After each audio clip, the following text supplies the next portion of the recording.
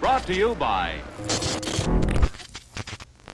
Independent filmmaking is an area of the industry that is usually completely overlooked by the masses. The average person almost never hears about the products of this world and pass them by every day on the bargain shelves of your local Walmart and in a few thrift stores around the world. Often there are gems here that go unnoticed because of their small budgets, unknown actors, and minimal cinematic appeal. Today we are definitely not talking about one that is by any means to be considered noteworthy.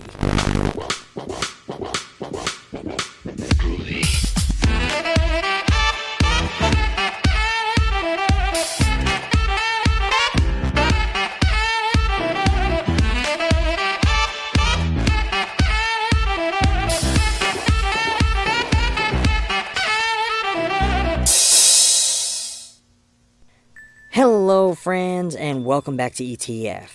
Today we open things up with an extremely bland kill scene that kicks us over to a series of heavy metal credits before introducing us to a group of performances that make the next 74 minutes a fucking chore to experience.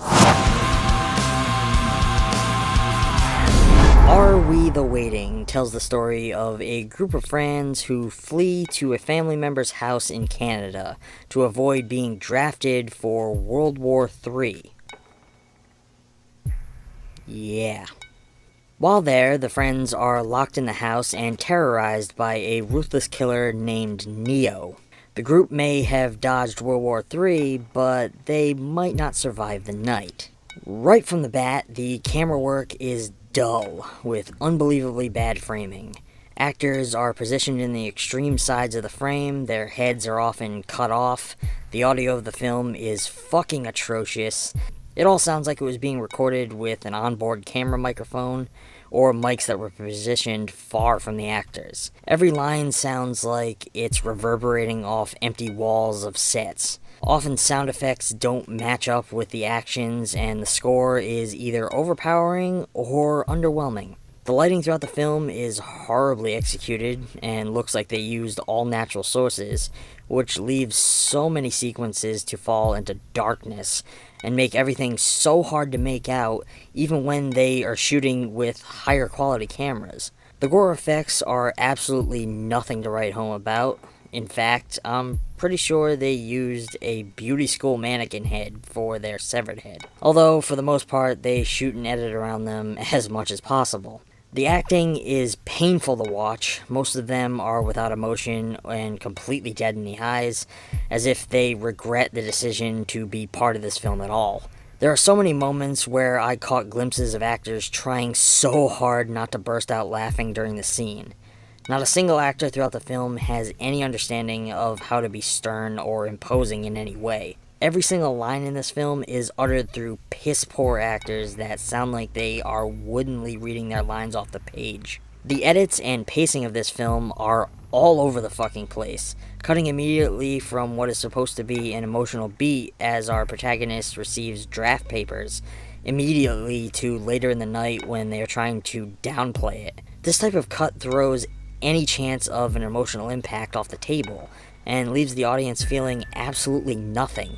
It doesn't help that the performances don't sell the emotion in the slightest. There was a fucking shot during a stabbing where the killer raises his arm to stab, and he isn't even holding the fucking knife. There's a sequence when the killer reveals himself and they realize the door is locked. They do a close-up of the door as he says, "It's locked from the outside." Yet, he makes no attempt to unlock the fucking deadbolt that is right there in the fucking frame! The production quality of this film reminds me of the type of shit I used to see in underground shock schlock like Bone Sickness. For some reason, they choose to place this film during an alternate time when World War III is taking place and a draft is in effect. This film tries to play on the same home invasion style and tropes as things like The Strangers or You're Next, but with a larger cast of characters, a far smaller budget, and far less creativity and talent. Every moment that is supposed to be slightly suspenseful or terrifying comes off as dull or comical. Many of the dialogue sequences take place with the characters sitting down, not moving around very much, which gives the interactions a very off feeling that adds only to the woodenness of the piece. Our villain of the film, who is randomly revealed to be the protagonist's brother that we only saw in one random scene before, can't even remember his fucking lines and stammers through every one of them. The movie tries way too hard during the final confrontation to be extremely edgy and, I guess, somewhat pro-women by attempting to have our lead heroine get raped, but by having her overcome the killer in a absolutely terrible looking struggle. I feel like the post-finale scenes play out far longer than needed and drag the film on past its welcome. It does attempt to play with some big classic themes, introducing us to characters that are on the verge of adulthood, who are struggling with growing up and letting go of a carefree lifestyle that they've always known. Without this attempt at a larger and more grand idea, the film would have fallen to ruin even faster than it already does. But God, does this film fucking blow. I appreciate the effort here to tell a more intricate story by playing on themes of entering adulthood and fearing the approaching future. However, I don't feel that these themes were explored in the most effective ways, and I wish they had attempted to do something more than a cheap slasher. And I'm sorry, the killer at the end is very clearly a woman in a costume this time around.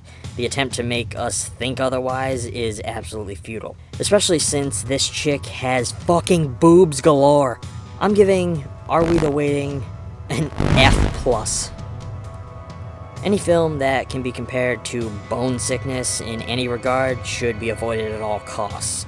Though this one was a struggle to get through, I can admit that it attempts to build a bit of a world and play with character arcs that could have elevated the film if treated more carefully. That being said, I would flee to Canada and stay clear of this. Name is Lefty.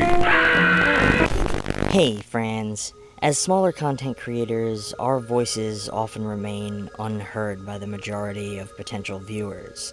Each day we are overlooked and forgotten, much like a lot of the content I try to cover here, especially during a time as turbulent as this. However, recently I was approached by a little independent company called Black Cat Productions and asked to be a part of a documentary experience that aims to give a voice to those of us who are often left unnoticed. Premiering on April 30th over on the Black Cat Productions channel, Lockdown will take us on a journey into the struggle of small-time content creators, and allow others like myself to share their experiences with quarantine and all the limitations it has placed upon them, inviting you to glimpse the drive and passion that has kept us all going throughout this whole ordeal. So follow this link on over to Black Cat Productions and be the first to check out this all-new documentary experience when it premieres on April 30th.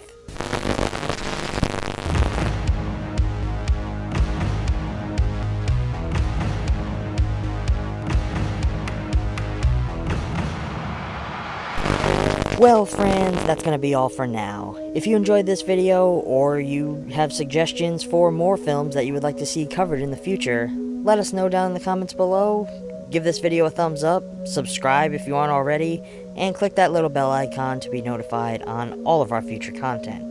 If you want to help ETF keep making content, please consider supporting us on Patreon. You don't have to give a lot, every little bit helps us stave off the darkness, and gets you some fun little rewards at the same time. Until next time, stay safe, keep embracing film, and thanks for watching.